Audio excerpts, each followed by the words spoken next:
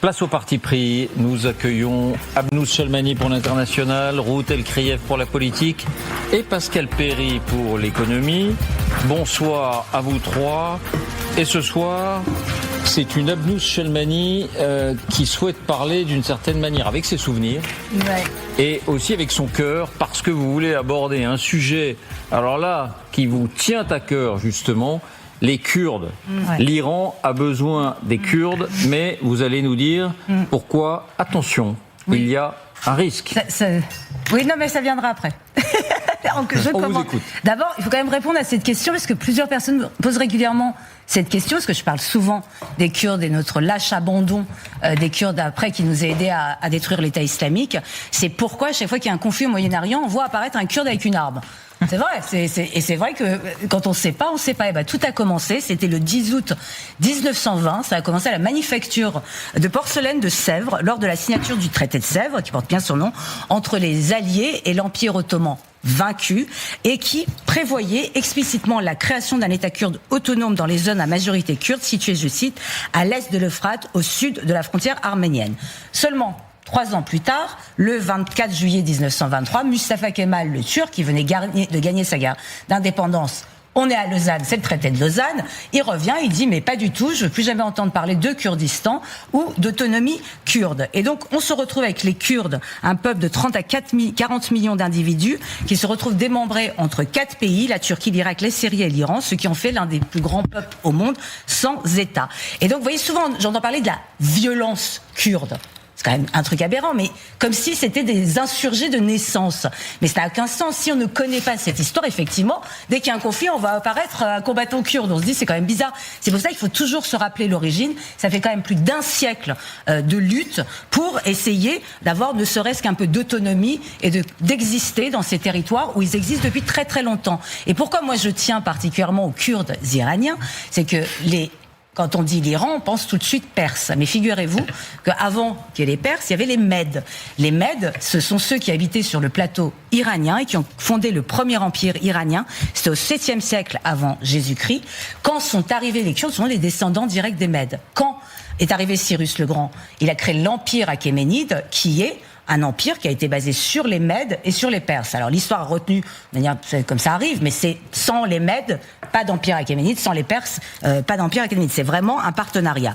D'ailleurs, le célèbre chanteur kurde Nasser Razazi, qui est un ancien combattant du Komala, qui est aujourd'hui un parti social-démocrate kurde, il le dit en citant Mustafa Barzani, qui a été quelqu'un qui a fondé le premier parti indépendantiste kurde au XXe siècle.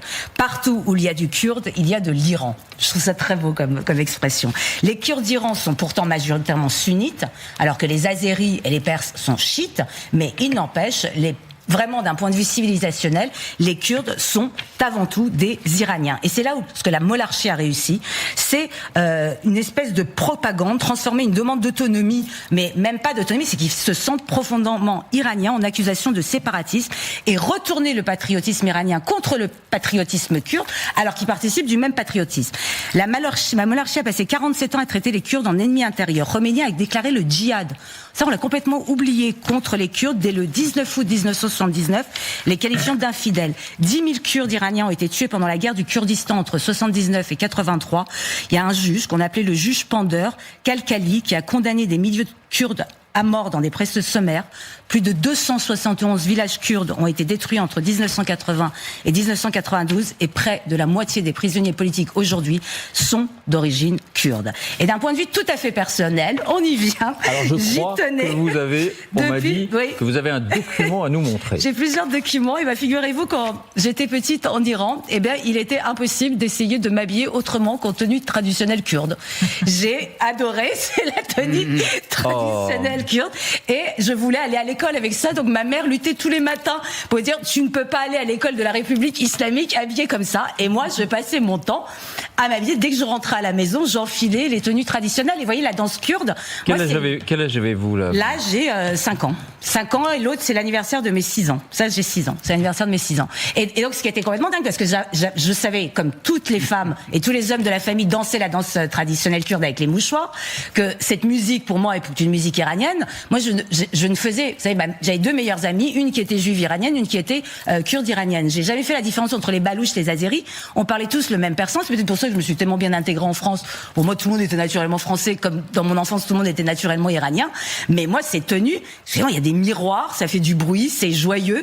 Et dès que je les enfilais, pour moi, c'était le signe vraiment de la danse. Et pour moi, c'est profondément iranien. La vérité, c'est ça. Ça, c'est la tenue traditionnelle kurde. Ouais. C'est, voilà, faut que ça brille. Et vous voyez, j'ai gardé des restes. J'ai gardé des restes.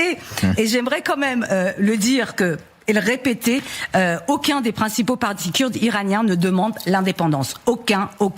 Tous demandent l'autonomie dans le cadre d'un Iran fédéral et démocratique. La charte de la toute nouvelle coalition des forces politiques du Kurdistan iranien, ça date du 22 février 2026, confirme. Elle s'engage à la coopération et l'alliance avec les autres nations et peuples opprimés d'Iran sur le respect mutuel et d'objectifs démocratiques partagés et promeut une gouvernance démocratique pour l'Iran dans son ensemble. Les Kurdes iraniens ne sont pas séparatistes, c'est une propagande des mollahs. Et c'est tous ceux qui disent que Reza Pahlavi ne veut pas signer avec les Kurdes, qu'il a vu à Paris, qu'il a vu à Los Angeles, avec qui il est en contact. Tout le monde est d'accord pour dire que les Kurdes n'ont jamais eu de velléité séparatiste. Ils sont sur cette terre d'Iran depuis 27 siècles. Ils veulent juste qu'on les reconnaisse comme des Iraniens à part entière. Ils sont une dizaine de millions, c'est ça? Oui, c'est ça. Et ils se sentent vraiment profondément iraniens. Et je rappelle pour les distraits, vous savez comme ils sont normeux, surtout en ce moment, que c'est l'assassinat d'une jeune femme d'origine kurde, Mahsa Amini, le 16 septembre 2022, qui a déclenché ce que je continue à appeler depuis le début la révolution contre la monarchie. C'est un slogan kurde, on a tendance à l'oublier, Jin Jian Azadi, femme, vie, liberté, qui est devenu le cri de ralliement de tout un peuple. Et contrairement à ce que la monarchie affirme, la lutte des Kurdes est fédératrice. Un slogan kurde qui devient le slogan national, ça veut dire quelque chose. Et aujourd'hui, ce sont les Kurdes qui sont le segment de l'opposition à avoir réussi à s'organiser en coalition, d'avoir un commandement unifié, une charge constitutionnelle et des forces armées opérationnelles. Et j'aime bien ce que dit Maziar Ebrahimi, le premier secrétaire du Parti patriotique kurde iranien. Je cite, en tant qu'Iranien kurdophone, dont les racines plongent profondément dans le sol de cette terre ancienne, je me tiens fièrement. Les Kurdes patriotes ont toujours été une partie inséparable de l'histoire et de l'identité de l'Iran. De la révolution constitutionnelle à la guerre de 8 ans, les Kurdes ont versé leur sang pour l'intégrité de l'Iran. Les Kurdes ne veulent pas démembrer l'Iran, ils veulent le libérer avec tous les autres Iraniens. Nous sommes tous Iraniens. Et moi, je les trouve plus que légitimes. 27 siècles de présence, zut, c'est quand même pas rien. Donc ils ne sont pas bienvenus, ils sont chez eux. C'est dit. Oui.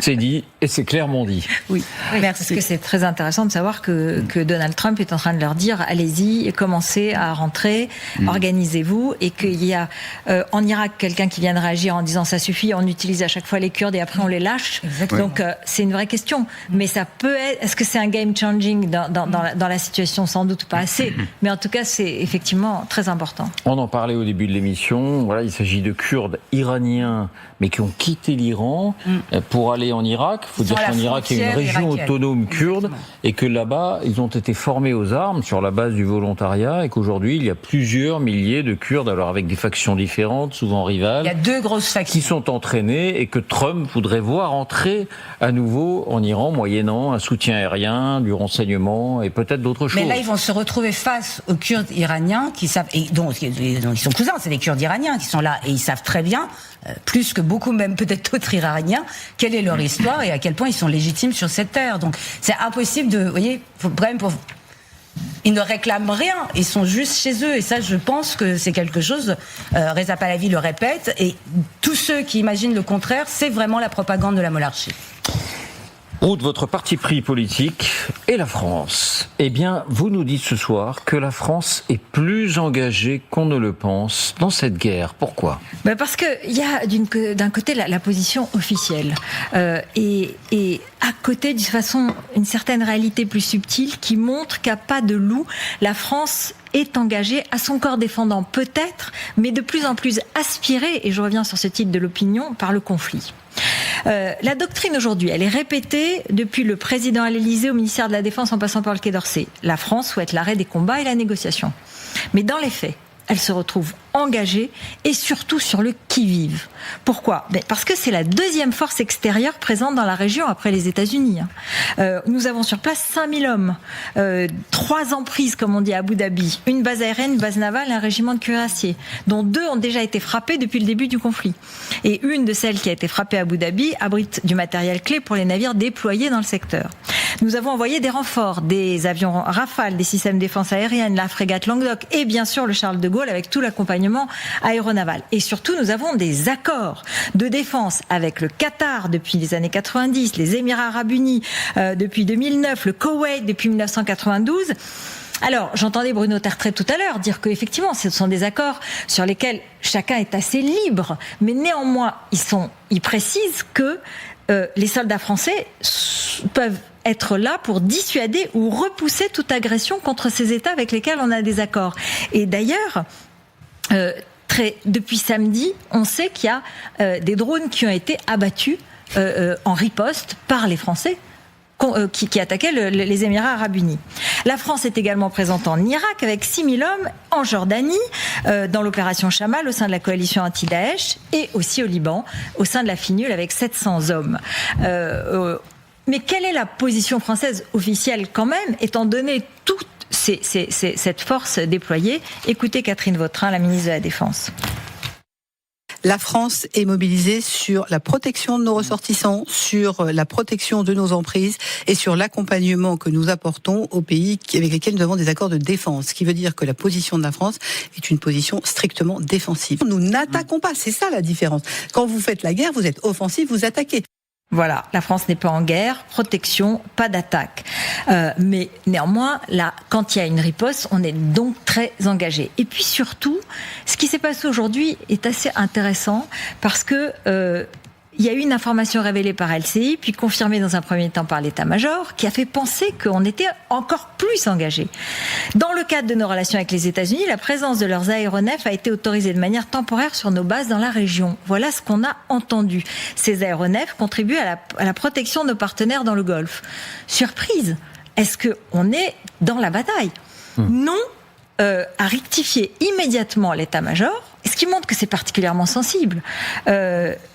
Il ne s'agit que d'avions militaires de soutien autorisés sur la base d'Istres dans les Bouches-du-Rhône à se refueler, comme on dit. Sous-entendu, pas d'avions de chasse. Pas d'avions de combat. Et on a obtenu la complète garantie que ces appareils ne participent en aucune mesure aux opérations menées par les États-Unis en Iran. D'accord ?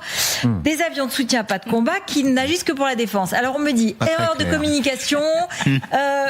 Bon, je note quand même que ça met la puce à l'oreille, même si, effectivement, il y a eu un rectificatif qui a été, et je l'énonce clairement ce soir. Et la distinction entre appareils de combat et appareils de soutien au combat peut être aussi considérée comme un peu floue. Mais alors, on dit que c'est dans le cadre de l'OTAN et que c'est relativement routinier. Commun. Néanmoins, dans la circonstance, on a pu le remarquer, mais il y a eu ce rectificatif. Alors, il faut noter que d'autres pays, que nous, l'Italie et l'Espagne, de Pedro Sanchez, qui a dit qu'elle était contre la guerre, mais qui a quand même envoyé des forces à Chypre. À Chypre.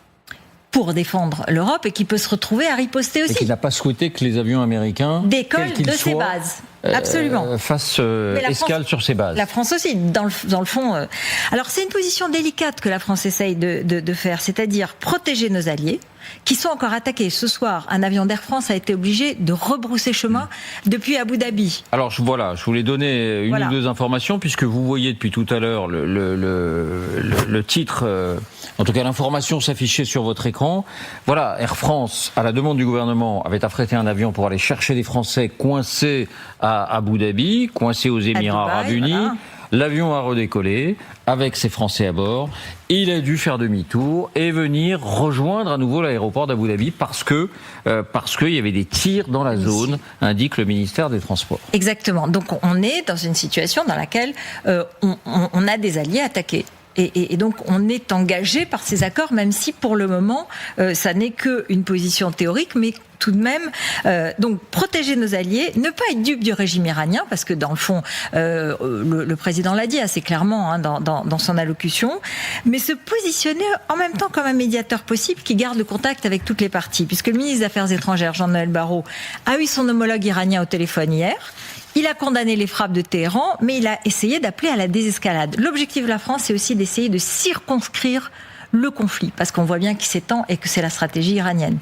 Alors, par ailleurs, le président Trump a parlé avec Emmanuel Macron, et pour tout vous dire, apparemment, il n'y a pas de différence entre la conversation privée et la conversation publique. Le président Trump, avec Emmanuel Macron hier, il lui a dit « Je vais tous les écraser. De toute façon, c'est moi qui déciderai qui prendra la tête du pays. » Et là, le président Macron a dit « Nous, on défendra nos alliés. » Enfin, vous voyez, la conversation a été cash et assez directe. On sait d'ailleurs que les échanges sont réguliers entre les états-majors. Apparemment, cette stratégie française, elle est approuvée par les Français, puisqu'il y a 2 sondages qui sont apparus ce soir, qui ont été réalisés au lendemain de l'allocution. Et là, les Échos, un bond de 6 points pour Emmanuel Macron et Louis Harris également. 48% de Français convaincus par l'allocution d'Emmanuel Macron, 50% non convaincus et 2% qui ne se sont pas déclarés. Alors, ce soir, les différentes oppositions demandent quand même à être reçues par le président pour essayer de voir où on en est. Mais il n'en est pas question pour le moment. Ça ne veut pas dire que ça ne va pas se passer. Mais il est possible qu'il y ait une réunion, vous savez, le fameux format Saint-Denis où les chefs de parti sont réunis pour information. Mais à cette heure-ci, il n'en est pas question. C'est la position française. Pascal, votre parti pris économique, on entend tout et son contraire depuis 4 ou 5 jours, et en particulier depuis que le détroit d'Ormuz est fermé. On a entendu tout à l'heure que la France et l'Europe n'étaient pas spécialement concernées. En tout cas, ce soir, vous mettez les points sur les i. Dans les conséquences de ce conflit, il y a des gagnants et des perdants. Qui sont-ils ? Alors, pour le moment, à ce jour, je reprends toujours la formule de Napoléon, la défaite est une situation strictement temporaire, la victoire aussi. Donc, il faut être extrêmement modeste. On part des indicateurs que je vous donnais hier, le VIX, vous savez, l'indicateur de la peur, qui était à 21,99 cet après-midi quand je l'ai relevé. Je viens de vérifier, il est à 24,60. Le pic, ça a été 158 au moment de la crise d'octobre 1987. Donc, vous voyez qu'on en est encore très loin. Le Brent était à 83,93 quand je l'ai relevé cet après-midi. Pardon, ça bouge toujours. On est à 85 aujourd'hui. Aux États-Unis, je vois que les bourses se tiennent plus tôt. Alors le Dow a un peu baissé, mais le Nasdaq qui est le Dow Jones, mais le Nasdaq qui est l'indicateur des valeurs technologiques est plutôt en hausse. Donc à ce jour, qui sont les gagnants ? D'abord les États-Unis. Alors les États-Unis parce que la crise des hydrocarbures relance l'industrie du schiste, notamment aux États-Unis, avec un baril qui est un peu supérieur à $80 et un doublement du prix du gaz. On a aujourd'hui du pétrole et du gaz de schiste qui redeviennent pertinents sur le marché. Et il faut rappeler, pardon de vous interrompre, que les États-Unis sont le premier producteur de pétrole et de gaz au monde. Alors d'abord, ils sont autosuffisants, ils sont exportateurs nets, et vous avez raison de le dire, c'est le premier produit. C'est souvent d'ailleurs assez contre-intuitif, on ne le perçoit pas comme ça, mais les États-Unis, c'est le principal acteur dans ce domaine. Les techniques de forage dans le domaine du schiste se sont améliorées, et si l'on devait faire une moyenne sur les coûts d'exploitation, c'est-à-dire les coûts d'extraction, en réalité, on est aujourd'hui entre 30 et 35 $ le baril. C'est un coût marginal de production, c'est-à-dire que à 50, 60, 70 $, vous regardez le cours du WTI, eh bien les producteurs aujourd'hui sont très largement gagnants. Alors il y a quand même 2-3 secteurs à surveiller. Il y a 2 commodités qui augmentent aujourd'hui, qui vont gêner tous les grands acteurs, et là je sors des États-Unis, dans le secteur de l'automobile et dans le secteur de l'agriculture. Là aussi un peu contre-intuitif, il y a une rupture d'approvisionnement sur l'alumine, pour l'aluminium. Alors on l'utilise beaucoup dans le secteur de l'aviation, dans le secteur de l'automobile, dans le secteur de l'agroalimentaire. Quand vous achetez des canettes de boissons aujourd'hui, c'est de l'aluminium, donc les prix vont augmenter. Parce qu'il faut préciser qu'il y a presque 10% de l'aluminium mondial qui transite par le détroit d'Ormuz. Et qu'il y a aujourd'hui un vrai blocage dans ce domaine. Puis un deuxième élément, alors qui lui est encore plus significatif, c'est le secteur des engrais. Vous savez, il faut du gaz pour fabriquer notamment de l'urée. C'est un produit qu'on utilise dans le secteur, et de l'ammoniac qu'on utilise dans le secteur de l'agriculture. Il y a quasiment une situation de duopole. Et je vais en venir au deuxième acteur qui est gagnant, c'est la Russie. Le premier producteur, c'est la Russie. Le deuxième, c'était le Qatar. Il y a aujourd'hui une pénurie et une augmentation du prix de l'ordre de 15 à 20%. Deuxième gagnant pour moi, la Russie, parce que ses ressources géologiques la replacent dans le jeu. La Russie écoulait jusqu'à présent son pétrole et son gaz sous le manteau. Elle va retrouver prochainement la route de l'Inde, qui est un puissant consommateur et aussi un intermédiaire.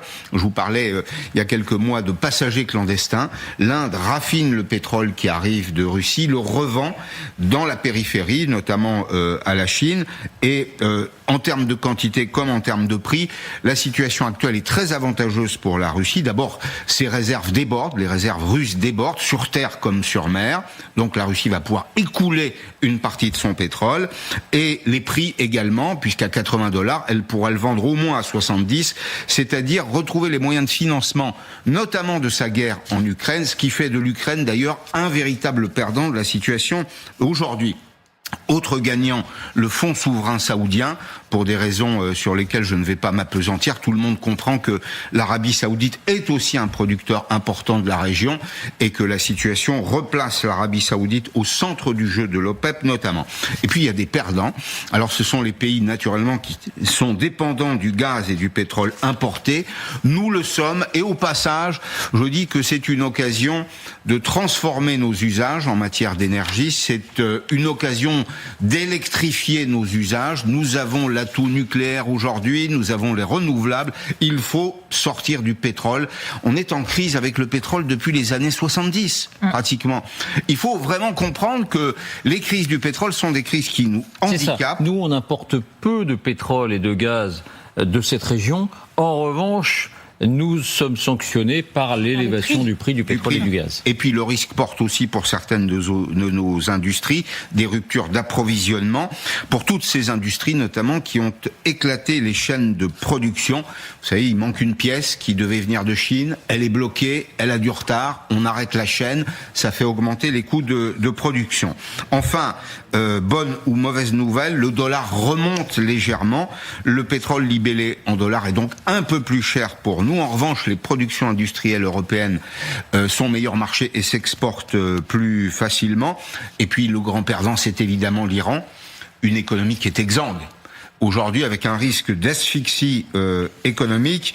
Enfin, à ce stade, j'ajouterais que la situation est neutre pour la Chine qui a trouvé des substituts à la fourniture de gaz et de pétrole iranien.